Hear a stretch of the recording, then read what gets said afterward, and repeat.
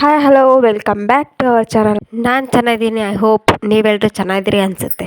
ನಾನಿವತ್ತು ನಿಮ್ಮ ಮುಂದೆ ಒಂದು ರೆಸಿಪಿ ತಂದಿದ್ದೀನಿ.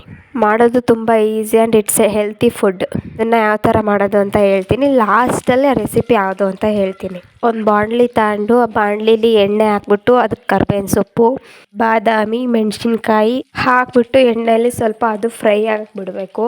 ಆಮೇಲೆ ಅದರೊಳಗಡೆ ಈರುಳ್ಳಿ ಹಾಕಬೇಕು. ಈರುಳ್ಳಿ ಹಾಕ್ಬಿಟ್ಟು ಚೆನ್ನಾಗಿ ಮಿಕ್ಸ್ ಮಾಡಬೇಕು.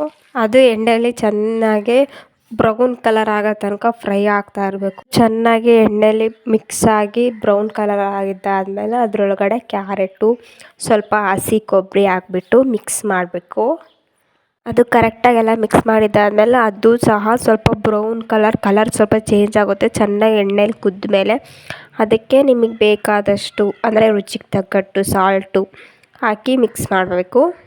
ಸಾಲ್ಟ್ ಕರೆಕ್ಟಾಗಿದ್ದರೆ ಟೇಸ್ಟು ಚೆನ್ನಾಗಿರುತ್ತೆ. ಸೊ ನಿಮ್ಗೆ ಎಷ್ಟು ಬೇಕೋ ಅಷ್ಟು ಮಾತ್ರ ಹಾಕ್ಕೊಳ್ಳಿ, ಜಾಸ್ತಿ ಹಾಕೋಳಕ್ಕೆ ಹೋಗಬಾರ್ದು.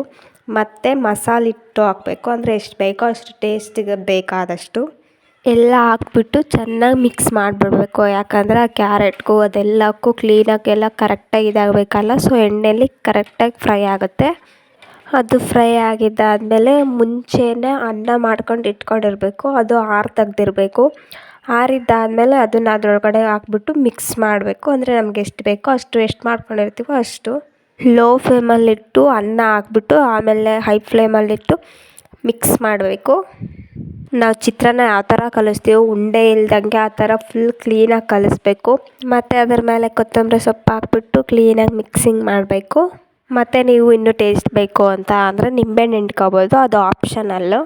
ಇದು ಯಾವ ರೆಸಿಪಿ ಇರ್ಬೋದು ಅಂತ ಮಾಡಿರೋ ಪ್ರೊಸೆಸ್ಸಲ್ಲಿ ಕೆಲವ್ರಿಗೆಲ್ಲ ಗೊತ್ತಾಗಿರುತ್ತೆ. ಎಸ್, ಇದು ಕ್ಯಾರೆಟ್ ರೈಸ್. ಈ ವಿಡಿಯೋ ಇಷ್ಟ ಆದರೆ ಲೈಕ್ ಮಾಡಿ, ಶೇರ್ ಮಾಡಿ, then subscribe for more videos. Thanks for watching.